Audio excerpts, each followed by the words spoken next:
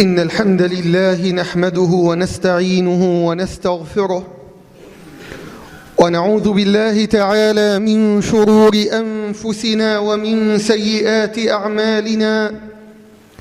من يهده الله فلا مضل له ومن يضلل فلا هادي له، وأشهد أن لا إله إلا الله وحده لا شريك له شهادة يقين لا شك فيه، وقول إخلاص بعيد عما يقوله الكافر والمنافق ويفتريه.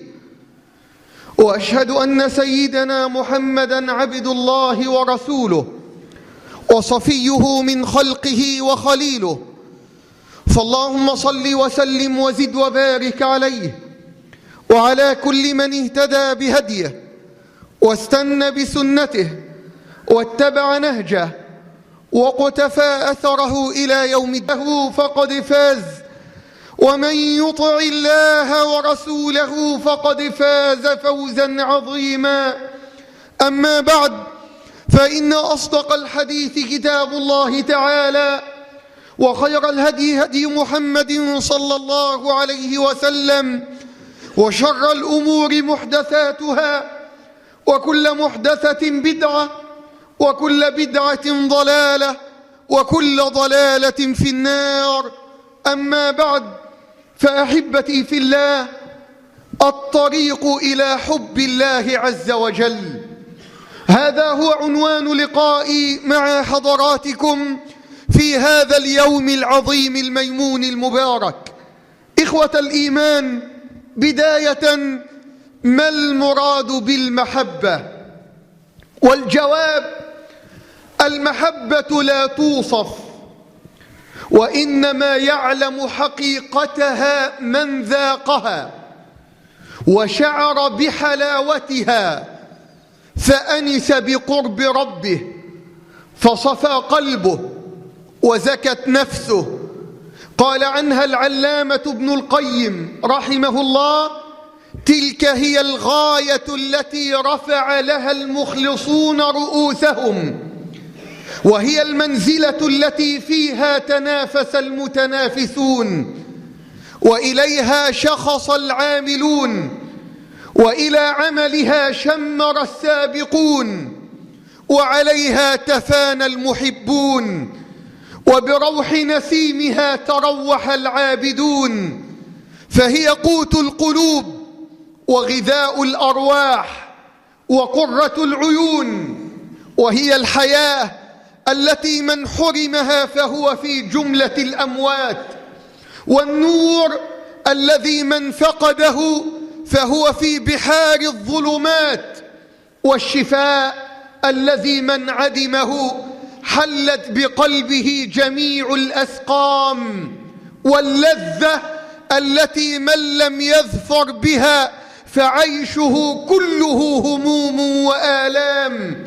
لذا كان النبي عليه الصلاة والسلام دائما ما يقول: وأسألك حبك وحب من يحبك وحب عمل يقرب إلى حبك، كما ثبت ذلك عند الترمذي من حديث أسامة بن زيد رضي الله عنه. وقال ابن القيم رحمه الله تعالى أيضا: المحبة شجرة في القلب، عروقها الذل للمحبوب، وساقها معرفته، وأغصانها خشيته، وورقها الحياء منه، وثمرتها طاعته، ومادتها التي تسقيها ذكره. فمتى خلا الحب عن شيء من ذلك كله كان ناقصا. فاللهم إنا نسألك حبك وحب من يحبك وحب عمل يقرب إلى حبك. هنا قد يسأل سائل فيقول: لماذا نحب ربنا؟ لماذا يحب العبد ربه عز وجل؟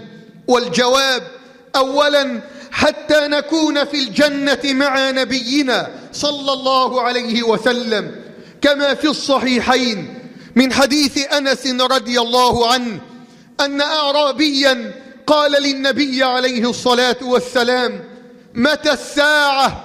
متى الساعة؟ فقال صلى الله عليه وسلم: وما أعددت لها؟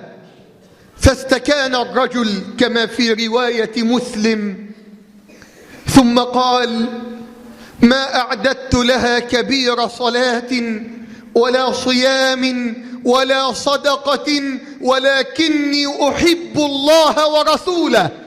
فقال له النبي صلى الله عليه وسلم: فأنت مع من أحببت. إذا نحب ربنا حتى نكون في الجنة مع نبينا صلى الله عليه وسلم.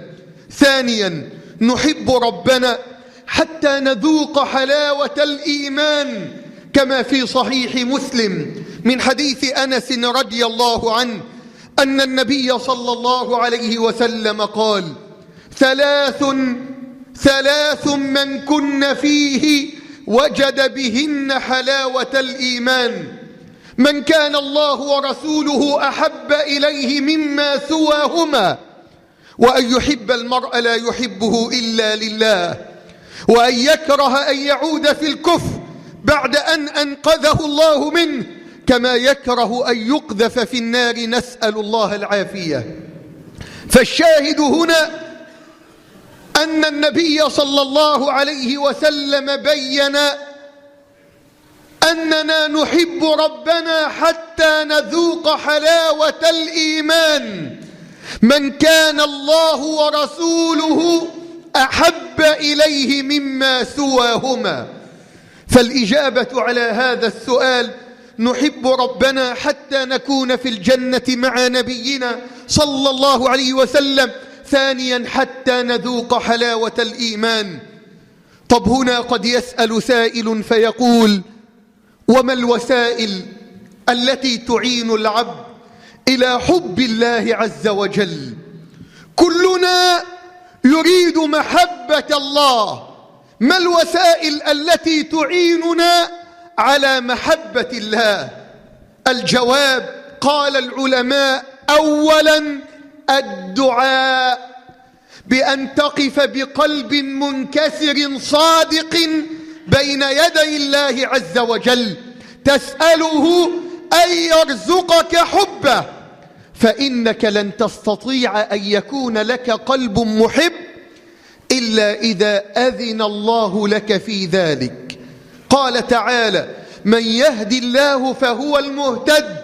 قال تعالى في الحديث القدسي: يا عبادي كلكم ضال إلا من هديته فاستهدوني، أي اطلبوا مني الهداية أهدكم. فسل ربك كما سأل النبي محمد صلى الله عليه وسلم ربه: وأسألك حبك وحب من يحبك وحب عمل يقرب إلى حبك. فأول وسيلة تعينك إلى حب الله الدعاء. ثانيا، معرفة الله عز وجل، أن تتعرف على الله تعالى كما عرفك هو على نفسه في كتابه، أو ما صح من كلام نبيه صلى الله عليه وسلم، إذ إنه من المستحيل أن تحب من لا تعرف. فمن عرف الله حق معرفته أحبه الله لا محالة. طب ما السبيل إلى معرفة الله؟ كيف يعرف العبد ربه؟ قال العلماء: عن طريق تدبر آيات القرآن الكريم، وأن تستشعر ما في القرآن من معاني. قال تعالى: كتاب أنزلناه إليك مبارك. لماذا يا رب؟ ليدبروا آياته، واللام هنا للتعليل، ليدبروا آياته وليتذكر أولو الألباب، أي أصحاب العقول النيرة. أسأل الله أن يجعلنا جميعا منهم. قال تعالى: أفلا يتدبرون القرآن أم على قلوب أقفالها.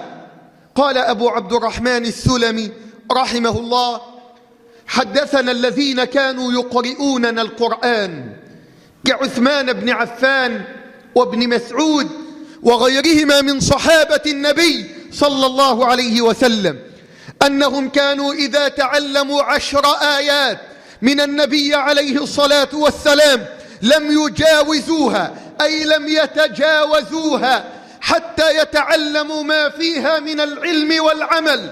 قالوا: فتعلمنا القرآن والعلم والعمل جميعا. فأين نحن من هؤلاء الذين فهموا القرآن وحولوه إلى واقع عملي ومنهج حياة؟ وأكبر دليل على ذلك لما سأل النبي صلى الله عليه وسلم أبي بن كعب وقال له: يا أبا المنذر، أي آية في كتاب الله معك أعظم؟ قال: الله ورسوله أعلم. فقال عليه الصلاة والسلام: يا أبا المنذر، أي آية في كتاب الله معك أعظم؟ قال: الله لا إله إلا هو الحي القيوم، أي آية الكرسي. فضرب النبي صلى الله عليه وسلم بيده اليمنى على صدر أبي وقال له: ليهنك العلم أبا المنذر، أي هنيئا لك العلم الصافي، هنيئا لك العلم النير، أنت فعلا فهمت القرآن.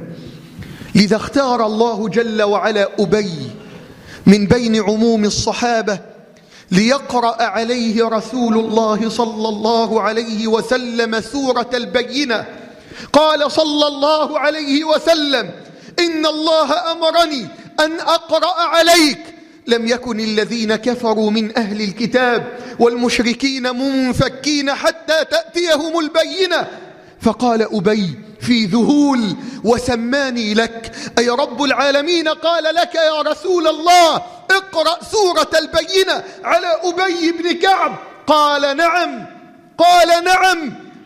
فذرفت عينا أبي رضي الله عنه وظل يبكي. يعلق الحافظ ابن حجر على هذا الحديث فيقول: بكى أبي إما فرحا وسرورا بذلك، وإما خشوعا وخوفا من التقصير في شكر تلك النعمة.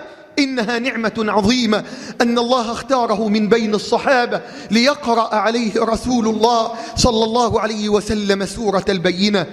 هذا لفهمه للقرآن، هو سيد القراء بلا شك رضي الله عنه وعن الصحابة أجمعين. فالسبيل إلى معرفة الله يكون عن طريق تدبر آياته في القرآن. وأنت تقرأ القرآن، ما المانع أن يكون معك كتاب من كتب التفسير الميسرة كصحيح تفسير ابن كثير أو مختصر تفسير ابن كثير أو تيسير الكريم الرحمن للشيخ السعدي رحمه الله أو غير ذلك من كتب التفسير الميسرة. لو استشكلت عليك آية فتحت: ما مراد الله تعالى من كلامه؟ ما معنى هذه اللفظة؟ ما معنى هذه الآية؟ هذا هو السبيل إلى معرفة الله عز وجل. وأيضا السبيل إلى معرفة الله ثانيا يكون عن طريق التفكر والتأمل في الكون من حولك، أن تتأمل في آيات الله ونعمه وآلائه في العالم من حولك، كتفكير المعترف بنعم وليه عليه. قال تعالى في سورة سبأ: قل إنما أعظكم بواحدة أن تقوموا لله مثنى وفرادا ثم تتفكروا أيها العبد الفقير إلى ربه. تأمل في هذه الآيات في رفع السماوات بغير أعمدة، واستوائه سبحانه وتعالى على العرش استواء يليق به سبحانه، يتنزه عن التشبيه والتمثيل والتكييف. وانظر إلى من مد الأرض وسل نفسك سؤالا واحدا: هل سمعت ولو لمرة واحدة أن الليل تأخر عن النهار، أو أن النهار غضب من الليل فلم يأتي لأمر ما؟ بالطبع سيأتي الجواب السريع على الفور، وهو لا. لو كان هناك إله غير الله لفسدت الأرض قبل السماء، ولفسد خلق الأرض قبل خلق السماء، ولكن يتحدى الله الظالمين الضالين بقوله: هذا خلق الله فأروني ماذا خلق الذين من دونه بل الظالمون في ضلال مبين. قال تعالى: إن في خلق السماوات والأرض واختلاف الليل والنهار لآيات لأولي الألباب. تأمل في الوجود بعين فكر، ترى الدنيا الدنيئة كالخيال، ومن فيها جميعا سوف يفنى، ويبقى وجه ربك ذو الجلال، ويبقى وجه ربك ذو الجلال. سل الواحة الخضراء والماء جاريا، وهذه الصحاري والجبال الرواسيا. سل الروض مزدانا، سل الزهر والندى، سل الليل والإصباح والطير شاديا، وسل هذه الأنسام من الأرض والسماء، وسل كل شيء تسمع التوحيد لله ساريا. فلو جن هذا الليل وامتد سرمدا، فمن غير الله يرجع الصبح ثانيا؟ من أإله مع الله؟ أإله مع الله؟ فمن هذه الوسائل التي تعينك إلى حب الله، قلنا ثانيا معرفة الله عن طريق تدبر آيات القرآن والتفكر في نعمه عليك في الكون من حولك. ثالثا من هذه الوسائل دوام الذكر وكثرة الاستغفار، أن تكثر من ذكر الله عز وجل، وهذا ما أمرنا به ربنا جل وعلا في كتابه، فقال: يا أيها الذين آمنوا اذكروا الله ذكرا كثيرا وسبحوه بكرة وأصيلا. قال تعالى: فاذكروني أذكركم واشكروا لي ولا تكفرون. قال تعالى: والذاكرين الله كثيرا والذاكرات أعد الله لهم مغفرة وأجرا عظيما. قال تعالى: لقد كان لكم في رسول الله أسوة حسنة لمن كان يرجو الله واليوم الآخر وذكر الله كثيرا. لذا كان نبينا محمد صلى الله عليه وسلم يذكر الله على كل أحيانه، كما تقول أمنا عائشة رضي الله عنها، والحديث في صحيح مسلم: وأولو الألباب يذكرون الله قياما وقعودا وعلى جنوبهم. اللهم اجعلنا جميعا منهم يا رب. كما ذكر الله تعالى ذلك في سورة آل عمران أن أولي الألباب يذكرون الله قياما وقعودا وعلى جنوبهم. وقد طلب موسى عليه السلام من ربه عز وجل أن يؤيده بهارون، معللا ذلك بقوله: كي نسبحك كثيرا ونذكرك كثيرا إنك كنت بنا بصيرا. ولقد بين ربنا جل وعلا في كتابه أن طمأنينة القلب تتأتى من ذكره جل وعلا، فقال: الذين آمنوا وتطمئن قلوبهم بذكر الله، ألا بذكر الله تطمئن القلوب. وبين النبي صلى الله عليه وسلم أن أهل الذكر هم السابقون يوم القيامة، فثبت في صحيح مسلم أنه صلى الله عليه وسلم قال: سبق المفردون. قالوا: من هم يا رسول الله؟ قال صلى الله عليه وسلم: الذاكرون الله كثيرا والذاكرات، هؤلاء هم السابقون يوم القيامة.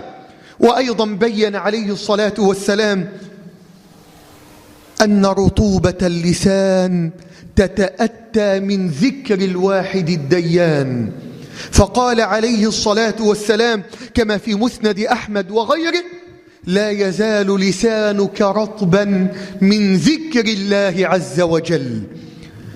بل بين عليه الصلاة والسلام أن أهل الذكر يظلهم الله في ظله يوم لا ظل إلا ظله، فقال صلى الله عليه وسلم: 7 يظلهم الله في ظله يوم لا ظل إلا ظله، وذكر منهم: ورجل ذكر الله خاليا ففاضت عيناه.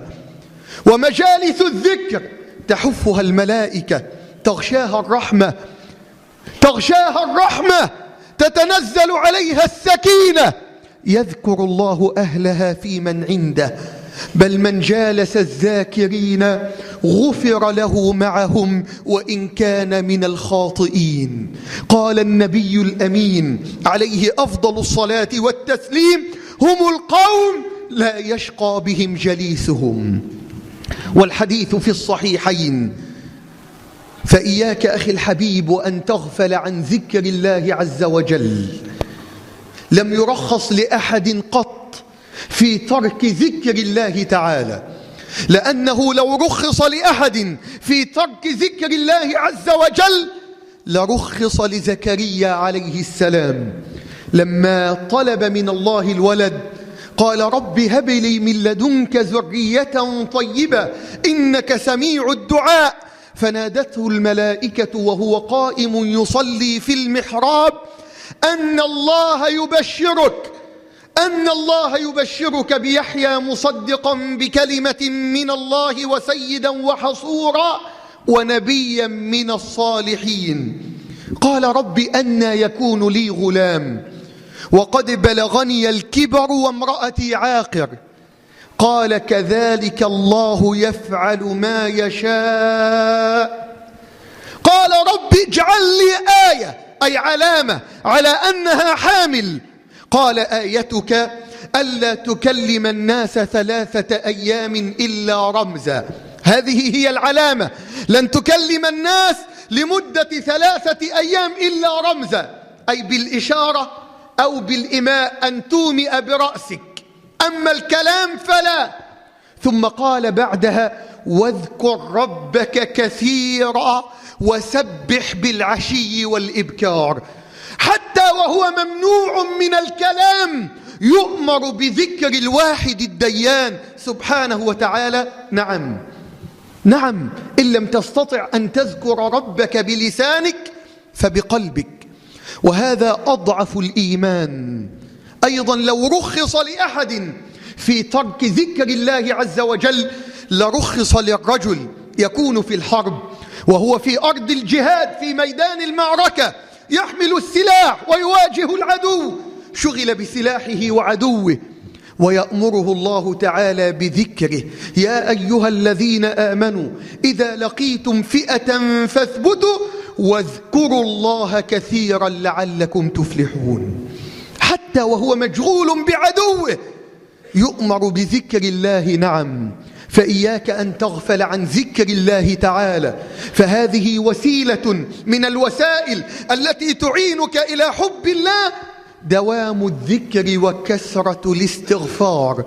فلعل الحائل بينك وبين رقة القلب ومحبة الله عز وجل هو ظلمة تراكم الخطايا، فتحول هذه الظلمة بين قلبك وبين هذا الرزق من نور المحبة.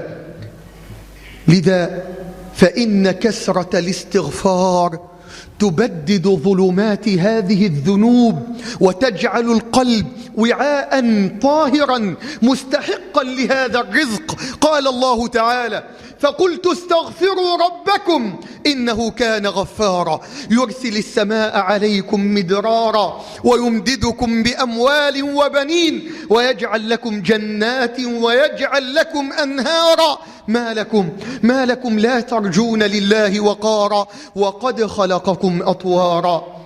فدوام الذكر وكثرة الاستغفار من الوسائل التي تعينك إلى حب الله. رابعا، معرفة العبد بأن القلب كالوعاء. قلبك كالوعاء لا يمتلئ بشيء وهو مملوء بغيره. يقول ابن القيم رحمه الله عن شواهد المحبة، قال: أولا أن يكون كلك بالمحبوب مشغولا.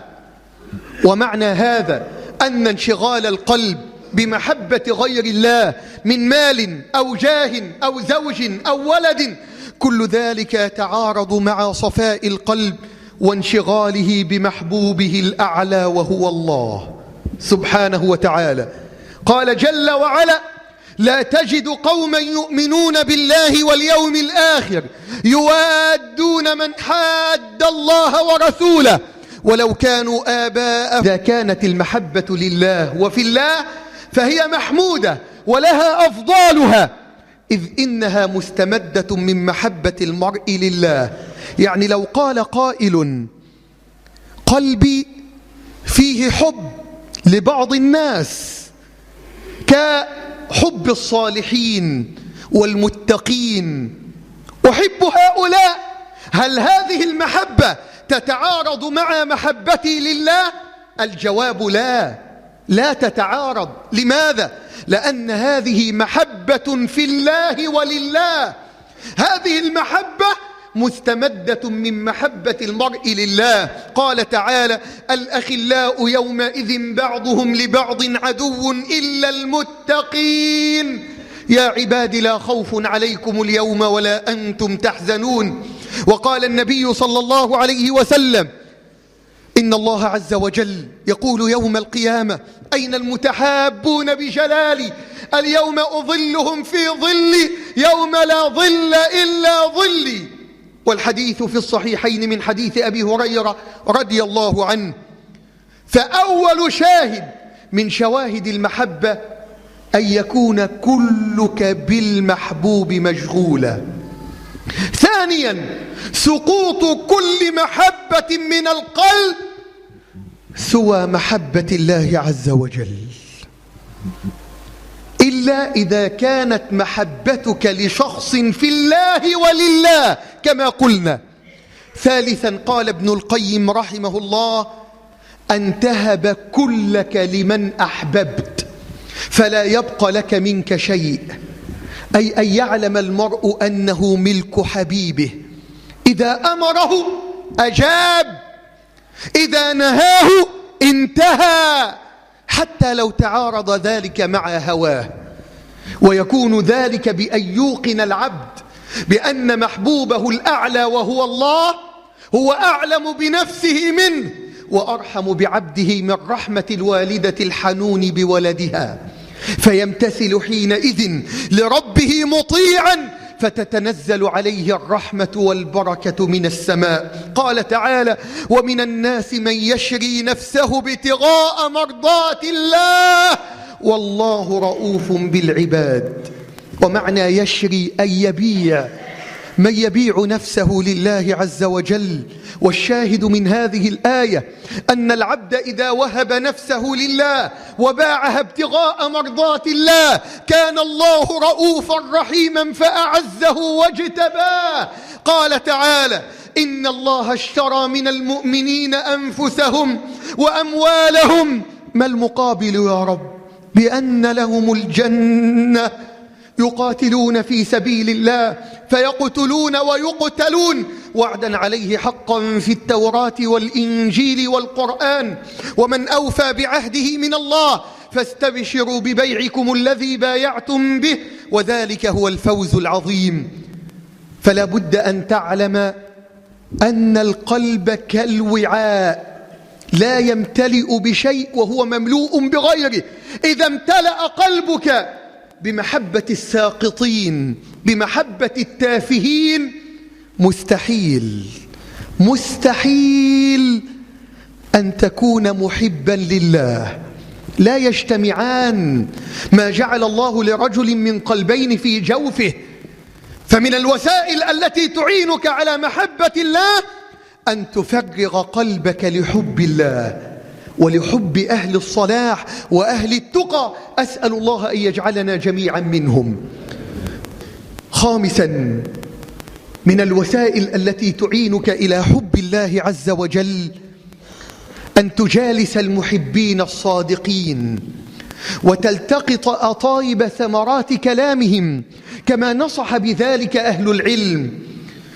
وإذا جلست مع المحبين الصادقين لا تتكلم إلا إذا دعت الحاجة أو المصلحة كانت ثم ضرورة. فإن العبد كما قال النبي عليه الصلاة والسلام: إن العبد لا يتكلم بالكلمة من رضوان الله، إن العبد لا يتكلم بالكلمة من رضوان الله لا يلقي لها بالا فيرفعه الله بها درجات.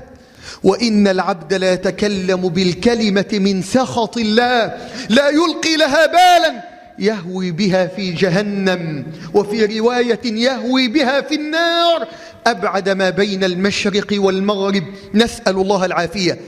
فحاول أن تجالس المحبين لله الصادقين الذين يقربونك من الله عز وجل، فالصاحب ساحب، الصاحب ساحب.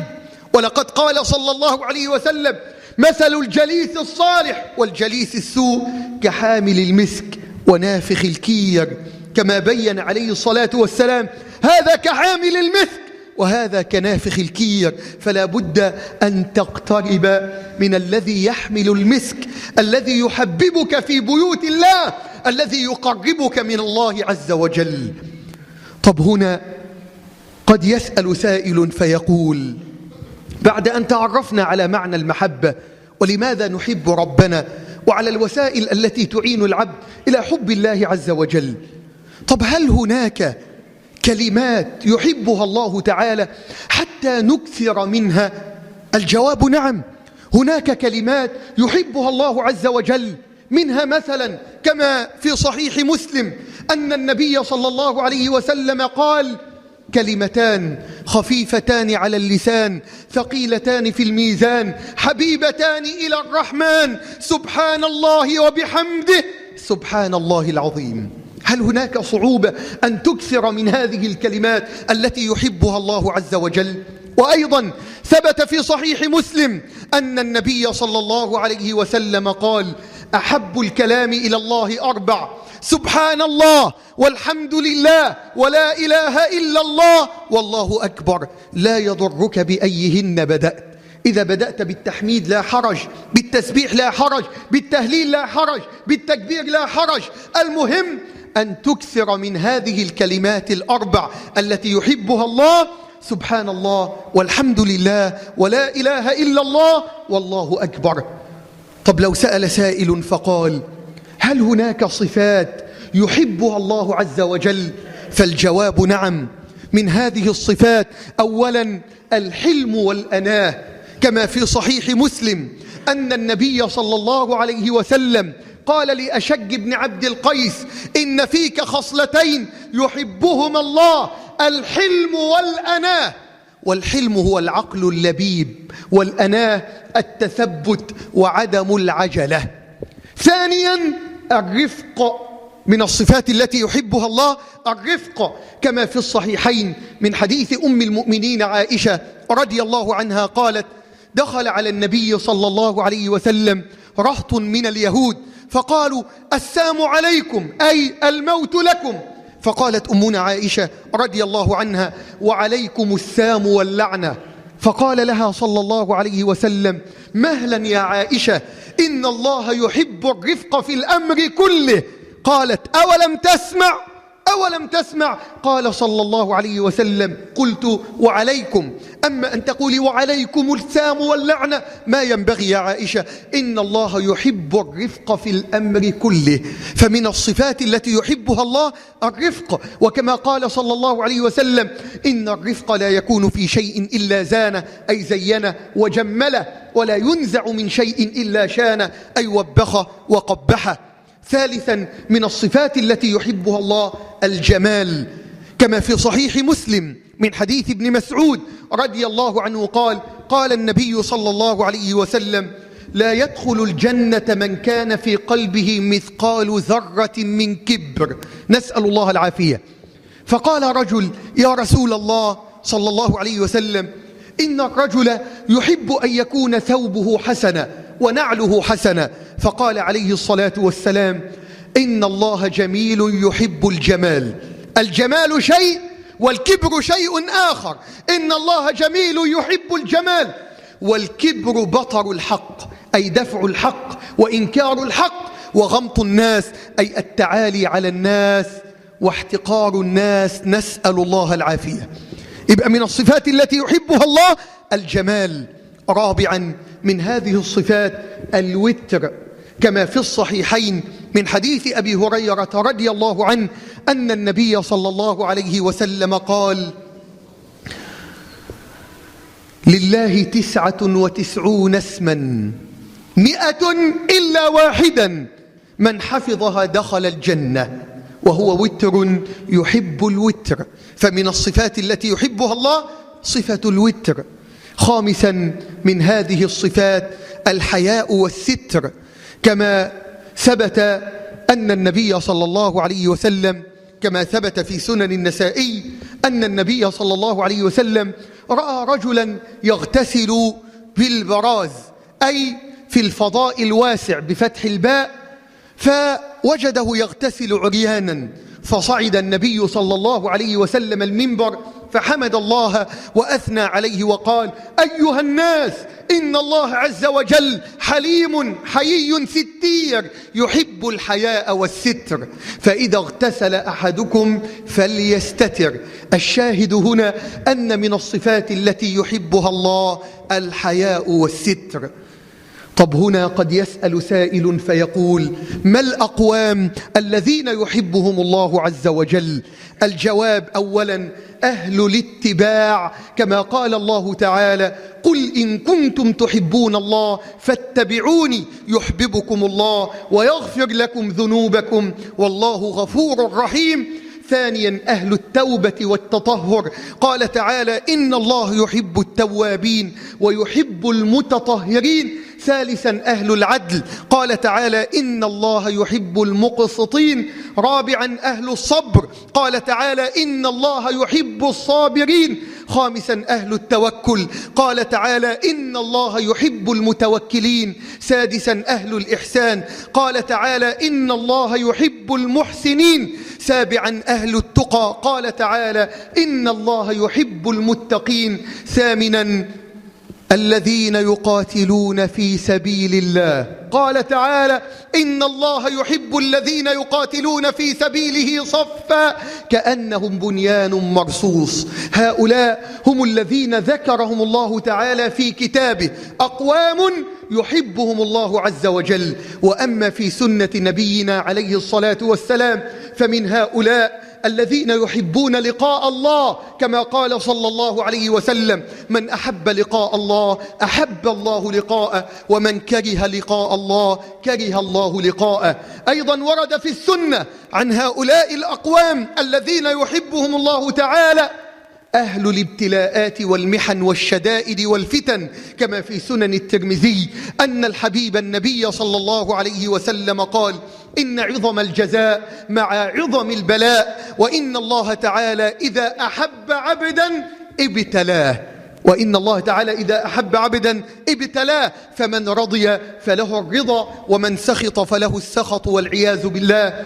أيضا من هؤلاء صحابة النبي محمد صلى الله عليه وسلم، كما في الصحيحين من حديث البراء بن عازب رضي الله عنه أنه صلى الله عليه وسلم قال: الأنصار لا يحبهم إلا مؤمن ولا يبغضهم إلا منافق.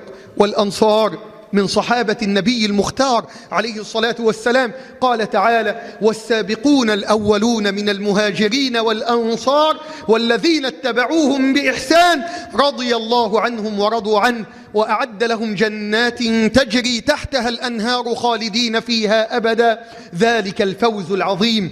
الأنصار لا يحبهم إلا مؤمن ولا يبغضهم إلا منافق، فمن أحبهم أحبه الله ومن أبغضهم أبغضه الله.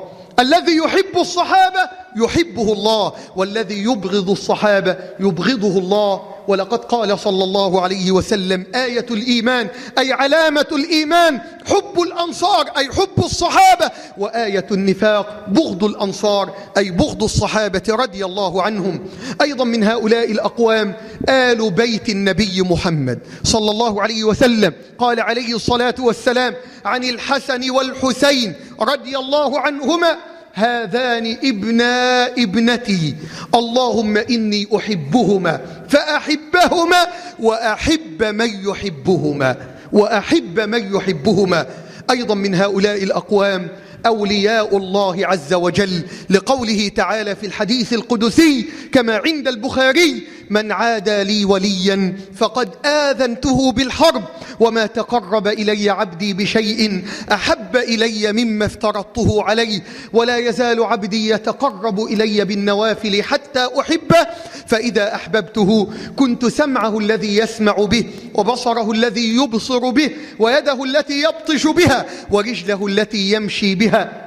والمعنى هنا ليس كما يظن البعض بقضية الحلول أن العبد يكون ربا، كلا، بل المعنى أن الله يوفق هذا العبد فيسمع ما يرضي الله عز وجل، لا يبطش إلا بطشا لا يغضب الله عز وجل.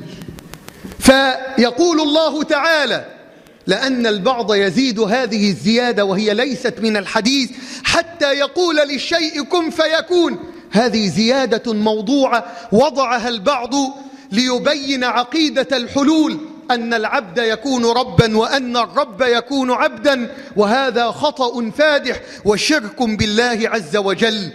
قال الله تعالى ولئن سألني لأعطينه، واللام هنا واقعة في جواب القسم، أي والله لئن سألني لأعطينه، ولئن استعاذني لأعيذنه، وما ترددت عن شيء أنا فاعله، ترددي عن نفس المؤمن يكره الموت وأنا أكره مساءته. أخيرا من هؤلاء الأقوام الذين يحبهم الله عز وجل المتحابون في الله تعالى، قال النبي صلى الله عليه وسلم كما في صحيح مسلم من حديث أبي هريرة رضي الله عنه: إن رجلا زار أخا له في قرية أخرى، فأرصد الله له على مدرجته ملكا.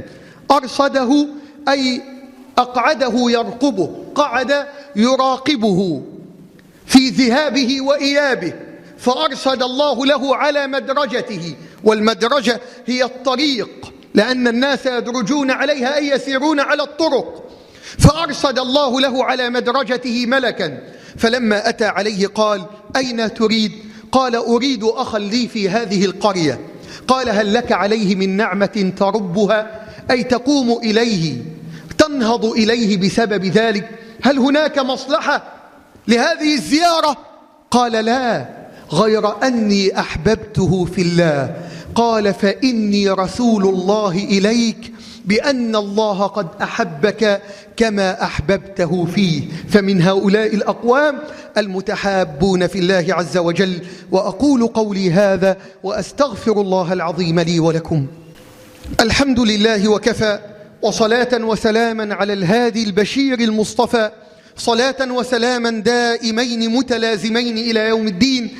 أما بعد، فأحبتي في الله، قد يسأل سائل فيقول: ما أمارات محبة الله للعبد؟ كيف تعرف أن الله يحبك؟ الجواب: أولا، أن تجد في قلوب عباد الله المؤمنين حبا لك. قال الله تعالى: إن الذين آمنوا وعملوا الصالحات سيجعل لهم الرحمن ودا. نقل ابن كثير عن ابن عباس رضي الله عنهما قال: ودا أي حبا، أي يحبب الله فيك العباد. كما في صحيح مسلم من حديث أبي هريرة رضي الله عنه أن النبي صلى الله عليه وسلم قال: إذا أحب الله عبدا نادى جبريل: إن الله يحب فلانا فأحبه، فيحبه جبريل، فينادي جبريل في أهل السماء: يا أهل السماء، إن الله يحب فلانا فأحبوه، فيحبه أهل السماء، ثم يوضع له القبول في الأرض. اللهم اجعلنا جميعا منهم يا رب. فتعرف أن الله يحبك بأنك تجد في قلوب عباد الله المؤمنين الصادقين حبا لك. ثانيا، أن تجد من جوارحك انقيادا واستسلاما تاما لأوامر المحبوب. هذه الجوارح تجدها قد استسلمت لأوامر الله. لا يستقر سمعك إلا لما يرضي الله سماعه، لا يطيب بصرك إلا برؤية ما يحب الله. هذه الجوارح استسلمت. حينما تسمع شيئا يغضب الله عز وجل تستغفر ربك وتحس أنك قد تأذيت، تقول أستغفر الله، أعوذ بالله، اللهم اغفر لي، إلى غير ذلك. تتأذى لسماع ما يغضب الله عز وجل. هذه الأيدي استسلمت، هذه الأعين لا تنظر إلى الحرام، إن نظرت نظرة حرام سرعان ما تنظر في الأرض أو تغمض عينيك وتقول أعوذ بالله. هذه الجوارح استسلمت. هذا دليل أن الله يحبك. أما الذي يتمادى في المعصية، يتمادى ويتمادى ويتمادى، هذا قد استدرج، نسأل الله العافية. هذا استدراج، نكت في قلبه نكتة سوداء، كما قال النبي عليه الصلاة والسلام: إذا أذنب العبد ذنبا نكت في قلبه نكتة سوداء، فإن تاب وصقل، يعني إن عاد إلى الله عز وجل رفعت هذه النكتة، وإن عاد عادت، وإن عاد عادت. قلوب البعض قد تشبعت بالمعاصي والذنوب والبعد عن الله عز وجل، نسأل الله العافية. لا بد أن تعلم إذا كنت كذلك فأن الله لا يحبك. أما إذا تأثرت وكان قلبك متحركا، وجدت هذه الجوارح كلها مع الله واستسلمت لأوامر الله، فاعلم أن هذه علامة وأمارة من أمارات محبة الله لك. ثالثا من هذه الأمارات والعلامات أن تجد تأييدا وتسديدا وتوفيقا من الله لك. والله لو حوربت من الدنيا بأسرها ستجد في النهاية نصرا وتمكينا وتسديدا وتأييدا من الله لك. قال الله تعالى: واعلموا أن الله مع المتقين. معية النصر، معية التأييد، معية التسديد من الله لك. فاللهم إنا نسألك حبك وحب من يحبك وحب عمل يقرب إلى حبك. اللهم استرنا ولا تفضحنا، وأكرمنا ولا تهنا، وعافنا واعف عنا، وارفع مقتك وغضبك عنا. اللهم أرنا الحق حقا وارزقنا اتباعه، وأرنا الباطل باطلا وارزقنا اجتنابه. اللهم اشف أمراضنا وارحم أمواتنا، واختم بالباقيات الصالحات أعمالنا. اللهم استرنا بسترك الجميل في الدنيا والآخرة يا رب العالمين. اللهم استرنا ولا تفضحنا، وأكرمنا ولا تهنا، وعافنا واعف عنا، وارفع مقتك وغضبك عنا. اللهم احفظ بلادنا وبلاد المسلمين من كل سوء.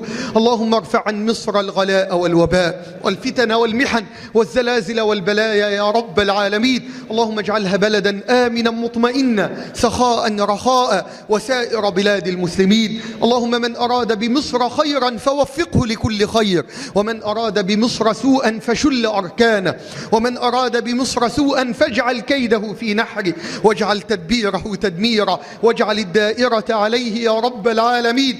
اللهم احفظ بلادنا وبلاد المسلمين من كل سوء. اللهم ارفع عن مصر الغلاء والوباء والفتن والمحن والزلازل والبلايا يا رب العالمين. اجعلها بلدا آمنا مطمئنا سخاء رخاء، وسائر بلاد المسلمين. اللهم اجعل مصر وأهلها في ضمانك وأمانك وإحسانك.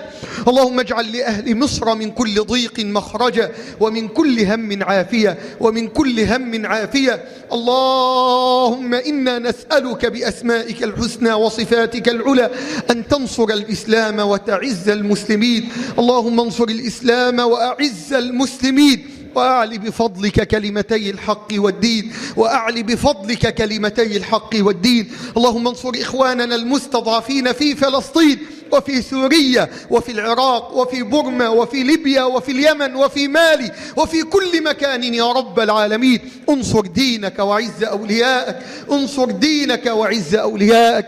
اللهم اشف مرضانا ومرضى المسلمين، وارحم موتانا وموتى المسلمين. وآخر دعوانا أن الحمد لله رب العالمين، وأقم الصلاة.